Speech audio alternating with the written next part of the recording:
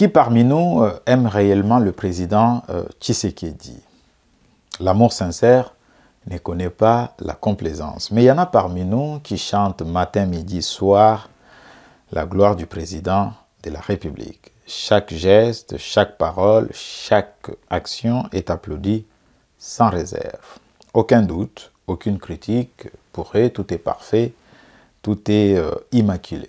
Ils pensent à tort ou à raison qu'aimer le président de la République, c'est les suivre aveuglément sans poser de questions, sans jamais proposer une autre voie. Mais détrompez-vous, détrompez-vous. Ça, ce n'est pas de l'amour, ce n'est pas un véritable amour. On dit souvent, qui aime bien, châtie bien.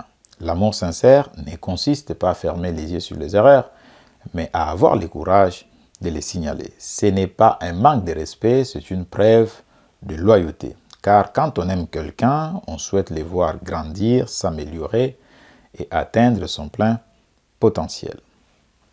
Ce que je vois aujourd'hui chez certains de nos camarades, c'est tout autre chose. C'est une adhération aveugle, un fanatisme déguisé en loyauté. Ils veulent nous faire comprendre que le président de la République est infaillible, qu'il n'a jamais tort, c'est un homme doté de super pouvoirs, c'est un extraterrestre. Non, c'est un humain faillible comme vous et moi.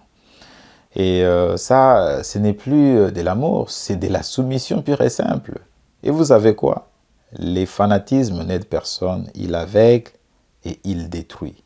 Il enferme les dirigeants dans une bulle où il n'entend plus que des éloges alors qu'il a besoin d'entendre la vérité. Et dont notre président, pas en les flattant, mais en lui parlant avec honnêteté, en reconnaissant ses mérites, mais aussi en pointant du doigt ce qui pourrait être amélioré. La critique constructive n'est pas un acte de trahison, c'est un acte d'amour et de responsabilité. C'est vouloir ensemble construire un avenir meilleur pour notre pays et pour des générations futures. Nous devons dépasser cette culture de la flatterie. La vraie force d'un peuple, c'est de savoir se remettre en question, de dialoguer, de proposer et d'encourager.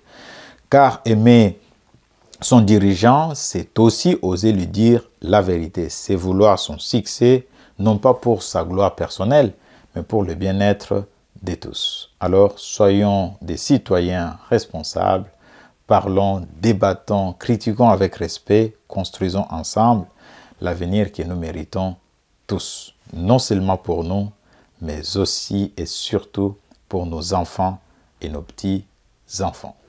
Merci de nous avoir suivis.